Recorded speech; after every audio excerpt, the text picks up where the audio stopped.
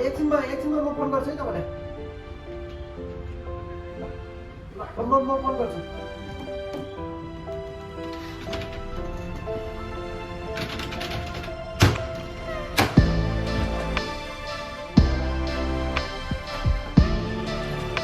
त्यसो भयो नि त किनकि काम गर्यो र भएको सेभिङ थियो दारू पानी चोटमा सकिन्छ र बाँकी भएको सेभिङ यताउता साथीभाइ भन्दाखेरि सकिरहेको छ तपाईँको। सकिएको पैसा त्यो पैसालाई तपाईँले सानो सानो लगानीलाई लङ टाइमसम्म लगानी गर्न सक्नुभयो भने स्टक मार्केटमा कति बेनिफिट छ त। आज थोरै लगानी गर्नुहुन्छ, भोलि थोरै लगानी गर्नुहुन्छ, त्यसलाई जम्मा गर्दै जाँदाखेरि पोर्टफोलियो जति बढ्दै जान्छ त्यति तपाईँले कमाउँदै जानुहुन्छ।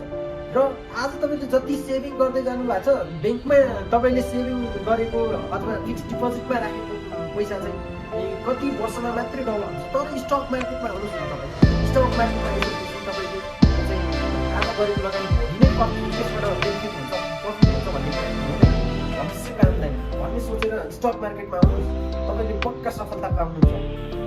आज जति लगानी गर्नुहुन्छ फोकटमा खर्च हुने पैसा मात्रै लगानी गर्नुभयो भने पक्कै तपाईँले भविष्यमा यति धेरै आम्दानी गर्न सक्नुहुन्छ कि त्यो भनेको तपाईँको आफ्नो कमाइ हो र आफूले आफ्नो ओन बिजनेस हो। त्यो त्यसैले तपाईँ स्टक मार्केटमा हामीसँग जब सँगसँगै स्टक सेभिङको लागि स्टक मार्केटमा लगानी गरिरहेको छु।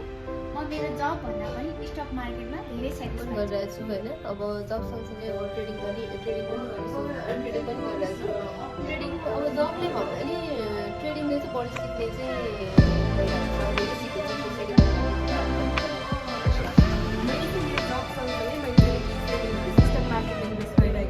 र मैले चाहिँ अहिले चाहिँ धेरै नै बेनिफिट पाइरहेको छु है स्टक मार्केटबाट। एकदम देख्नुभयो त सबैजना कति खुसी छन्। स्टक मार्केटसँग जति पनि जोडिनुहुन्छ उहाँहरू सबै खुसी हुनुहुन्छ, आफ्नो बिजनेस गर्नुहुन्छ त्यसैले खुसी हुनुहुन्छ। तपाईँ पनि हामीसँग जोडिनुहोस् अथवा स्टक मार्केटमा जोडिनुहोस्, तपाईँ पनि खुसी भएर आफ्नो लाइफ चलाउनुहोस्। Thank you.